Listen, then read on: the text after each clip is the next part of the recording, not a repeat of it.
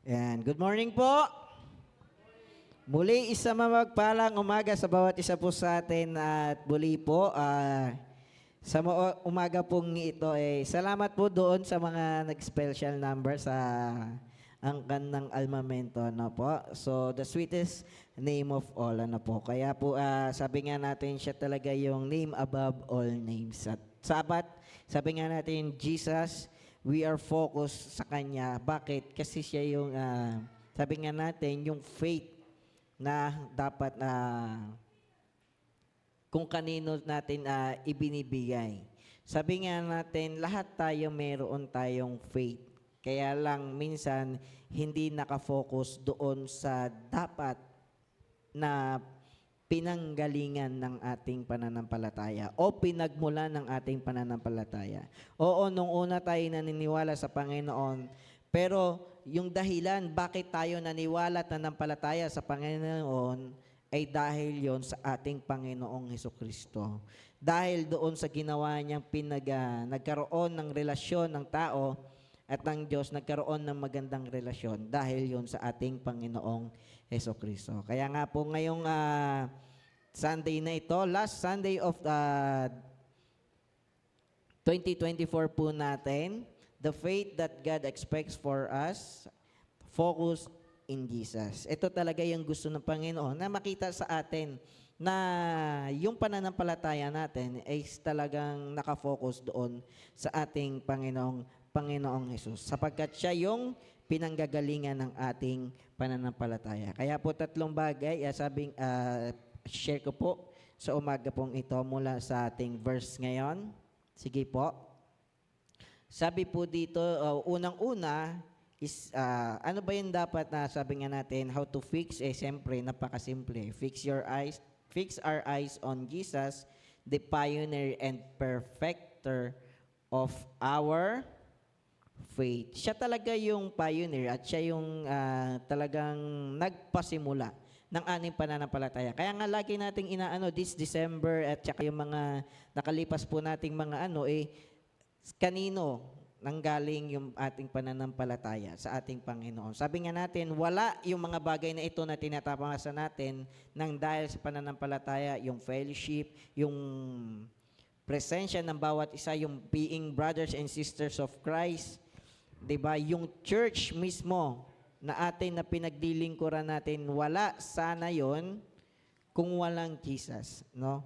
Kung walang Panginoong Hesus na nabuhay sa mundo at walang Panginoong Hesus na siyang nagpasimula ng ating pananampalataya. Sabi dito sa verse po natin, in Hebrews chapter 12 verse 2, ito po yung panggagalingan ng ating verse ngayon. Sabi po dito, fixing our eyes on Jesus, the pioneer and perfecter of faith. For the joy set before him, he endured the cross, scorning its shame, and sat down at the right hand of the throne of God. So sabi nga natin, sa pamumuhay natin bilang mga lingkod ng Diyos, maraming distraction. Kaya po, sige nga po, next natin dito sabi dito sa next slide natin, in the distraction and trials of life, where do you place your focus? Is Jesus your primary focus or are you overwhelmed by circumstances, worries, or fears? Sabi nga natin, maraming pwedeng makapag-distract sa'yo doon sa pananampalataya mo sa ating Panginoon. Ano po? Sa dami ng mga distraction sa paligid mo, nakikita mo pa ba yung Panginoon sa buhay mo? Sabi nga natin, na lamang yung mga sabi natin ng bawat isa is yes. Why? Kasi kung hindi yes yung sinasabi natin ngayon, di sana hindi ka nagpapatuloy hanggang ngayon. Ano po? Sabi natin, maraming distraction, maraming paraan para dahilan para hindi ka magpatuloy sa Panginoon. Pero sabi nga natin, ang mga tao na naniniwala at nagtitiwala sa Panginoon at may pananampalataya sa Panginoon, hindi nadidistract doon sa mga bagay na nangyayari sa Kanya. No?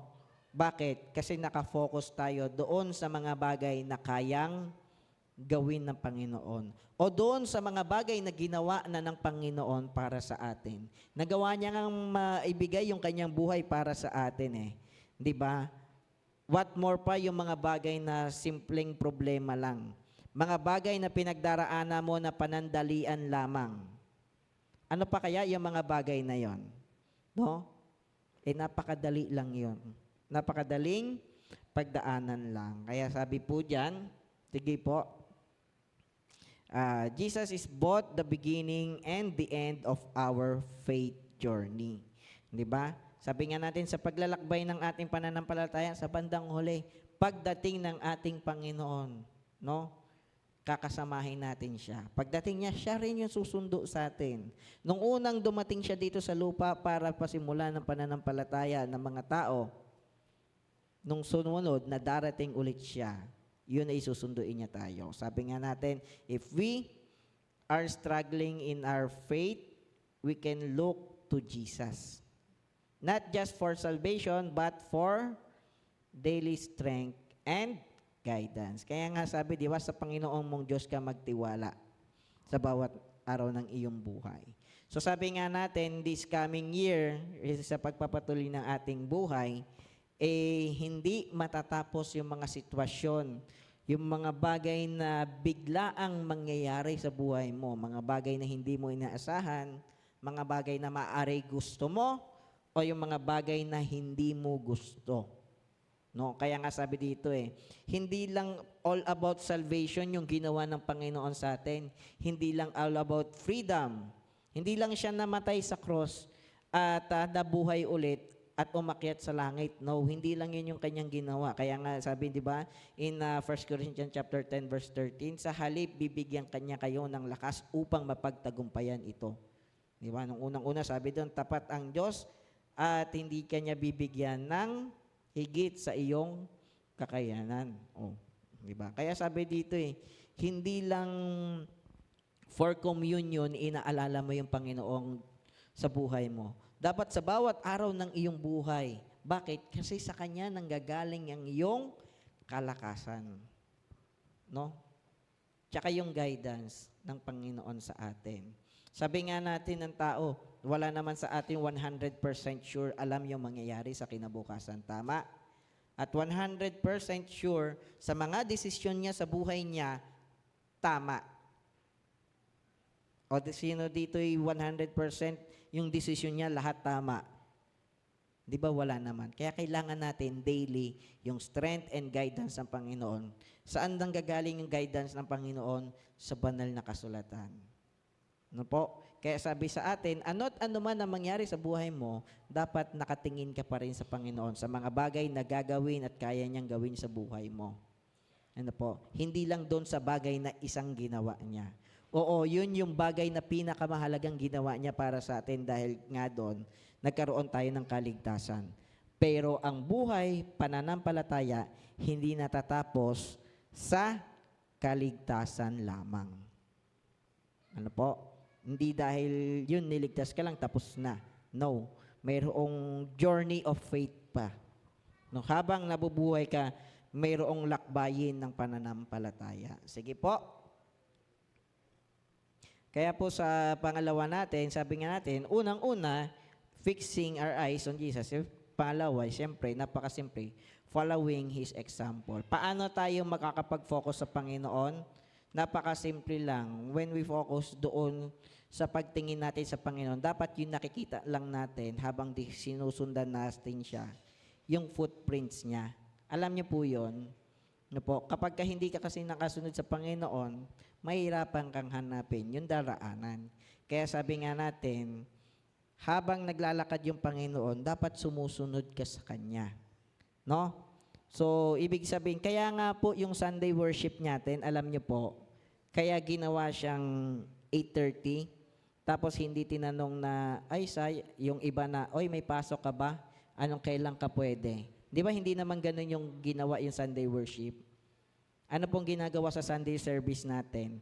Naglalagay ng oras, tapos tayo yung mag-a-adjust sa oras, tama? Hindi yung gawain ang nag-a-adjust. So, sa schedule natin. Kasi ganun yung purpose, kaya nga natin sinasamba yung Panginoon.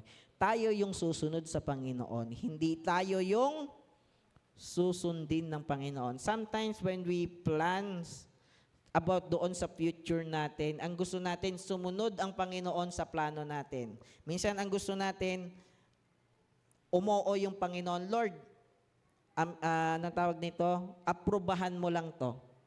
For approvement lang yung Panginoon. Ayaw nating sumunod sa Panginoon. Bagkos nananampalataya tayo sa Panginoon kasi gusto nating masunod yung gusto natin. Yun yung maling pananampalataya. Minsan, ang gusto natin, lalakad tayo sa sarili nating landasin at yung Panginoon, susundan tayo. Alam niyo yun, may mga ganun eh. Anong tawag nun? Kapag ka may na-experience kayo, alam niyo yung spoiled na bata, nakakita na kayo ng ganun, di ba? Kapag ka nasa bahay o nasaan man, yun merong tagasunod ng kalat mo. Di ba? May mga ganun eh. Meron kasing mga nanay na sinanay yung kanilang mga anak na kapag ka may kalat, sila yung taga-sinop. Mayroong tagasunod sa kalat mo. Kaya nasanay sila na hanggang pagtanda, ganun sila. May kilala kong ganun. O, di ba?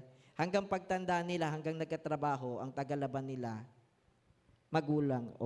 Hanggang sa, okay, hindi natuto. Kasi nga, hindi marunong. Hanggang siguro mag-asawa yon ganun. Di ba? Pero sabi nga natin, nasanay kang sinusundan ka, tapos may tagalinis ng kalat mo. Hindi ganun sa pananampalataya natin. Hindi tagalinis ng kalat na every time na magkakamali ka sa desisyon mo, yung Panginoon, susundan ka at aayusin yung mga kalat na inayos mo. No. Hindi ganun yung plano ng Panginoon sa pananampalataya. Kundi ang gusto ng Panginoon, habang naglalakad siya, nagbigay na siya ng example paano maging maayos ang buhay mo. Paano magkaroon ng tamang desisyon. Susundan mo na lang. No, kaya sa buhay pananampalataya, tanggalin na natin yung bagay na kung ano yung gusto natin, lalo na pagdating sa buhay natin, yun yung dapat masunod. No. Tanungin mo rin yung Panginoon.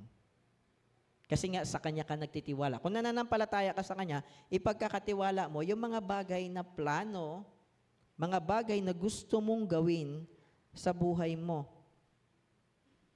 Kahit yung mga bagay na yon, minsan,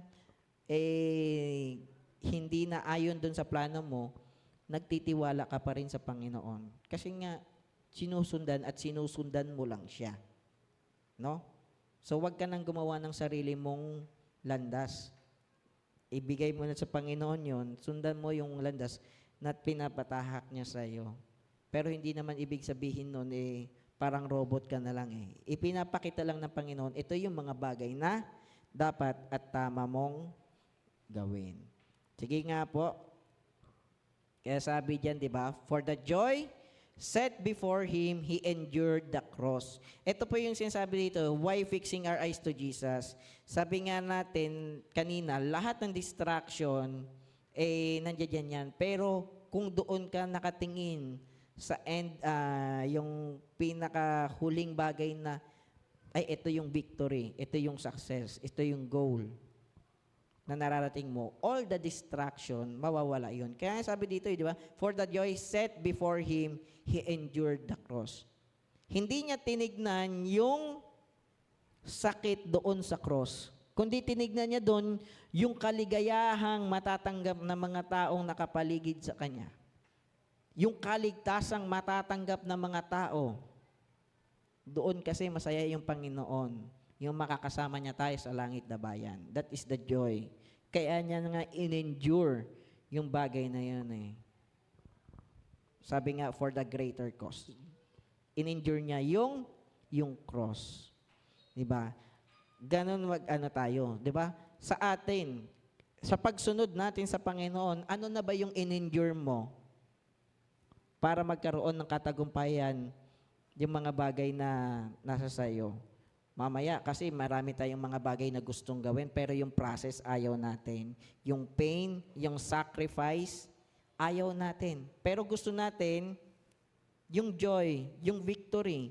Pero alam nyo, sabi nga natin yung Yung nakausap ko doon sa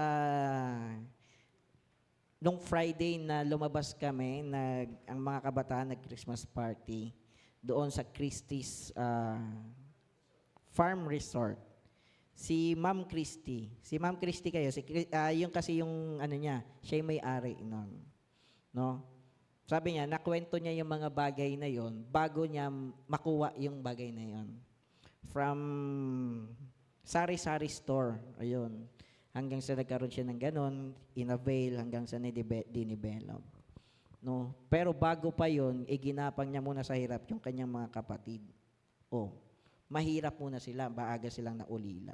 Ang ano lang makikita natin doon.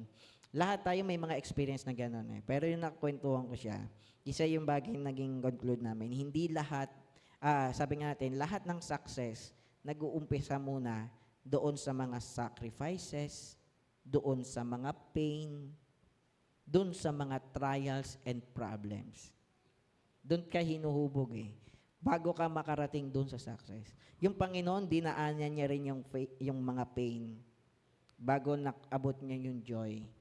Apo.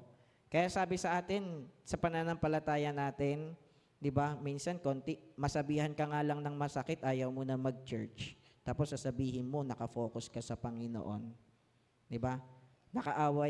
Nagkasagutan lang kayo magkapatid sa pananampalataya, ayaw mo na makita. Di ba? Magkaiba lang kayo ng pananaw sa pagpapalakad ng iglesia ng Panginoon, ayaw mo nang sumama sa mga gawain na para sa Panginoon. Minsan, pagka mga ganun bagay, konti nga lang ay aayaw na agad eh. What more pa yung Panginoon? He endured the pain, scorning its shame, and sat down at the right hand of the throne of God. O diba? Sabi diyan, sige nga po. Sabi diyan, in our trials and struggles, we often lose sight of the joy that is set before us. Joy in God's presence, the joy of becoming more like Christ, and the eternal joy of being with God forever. O, di ba? Sometimes, doon sa struggle, dahil nahihirapan ka, parang ayaw mo nang ituloy. Pero hindi ibig sabihin na nahihirapan ka, walang success. Nag-uumpisa yung success doon sa mga struggles.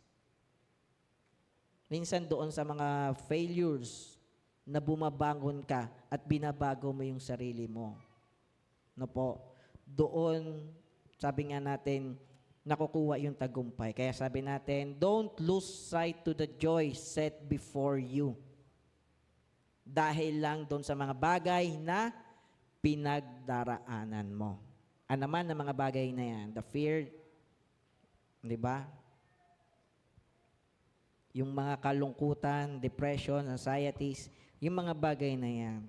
Sana hindi tayo ma-lose sight doon sa ating Panginoon. Sabi nga natin, yung pinakahuli, being with God forever. No? Sige po. Natin. Kaya diyan, sabi po dito, as we fix our eyes on Jesus, we remember the cause of our salvation and the depth of His love.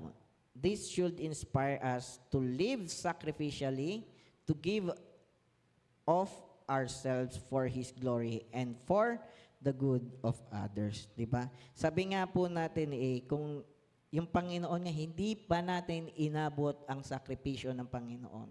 Bakit natin hindi inabot yon? Kasi ginawa na nga ng Panginoon para hindi mo danasin. Para yung ibang mga mas madadaling pain, mga mas lesser pain, sabi ng Panginoon, di ba, take up your cross sapagkat mas magaang ang aking pamatok. Kaya nga sabi ng Panginoon, yung lesser pain, lesser problem, trials, no? Yung mga obstacle, lesson na yun. Yung nasa Panginoon. Ang kinuha niya yung pinaka mabigat na dalahin mo. Kinuha na yun ng Panginoon sa'yo. Ang kailangan mo na lang gawin, follow example, yung mga lesser pain na yan, yung mga yan, ipakita mo na nananalig ka sa Panginoon habang nagpapatuloy ka sa buhay mo. Di ba?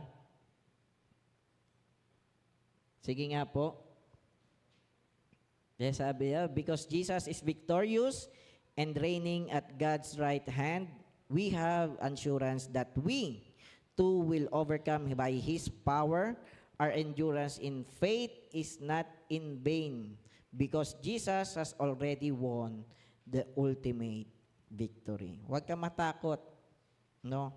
Kasi yung success, nasa sayo na yon. Ang kailangan mo na lang gawin, endure yung mga bagay na yon, patuloy na maglingkod sa Panginoon at magtiwala doon sa mga plano niya sa buhay mo. Sige po. Kaya po dito sa ating conclusion, ayan, faith in Jesus should be evident in the way we live, in our love for others, in our obedience to God's word, and in the way we trust Him in both good times and bad times. So, hindi lang sa good times. Madali magtiwala kapag masaya pangyayari. Pero ang pinaka-challenge yung bad times natin. At sana po sa pagpapatuloy ng ating buhay, sa pagharap ng ating 2025 po natin, patuloy nating makita na yung pananampalataya natin ay nasa Panginoon lamang. Tayo po'y manalangin. O aming Diyos na makapangyarihan ka po sa lahat. Lord, maraming salamat sa pagkakataon na ito ibinigay niyo po sa amin. Salamat sa buong taon na inyong ibinigay po sa amin, Panginoon. At sa darating na taon, o Panginoon, nawa po bigyan niyo po kami patuloy ng kakayanan upang makapaglingkod, upang makapagpuri sa inyong dakilang pangalan. At nawa makitan po niyo po ang bawat isa sa amin na patuloy na nananampalataya at naglilingkod sa iyong dakilang pangalan. O Panginoon, sa pagpapatuloy ng aming gawain, kayo lamang po nawa ang patuloy naming mapapurihan at mapasalamatan. Ito lamang po ang aming panalangin sa dakilat makapangyarihang pangalan ng aming Panginoong Hesukristo. Amen.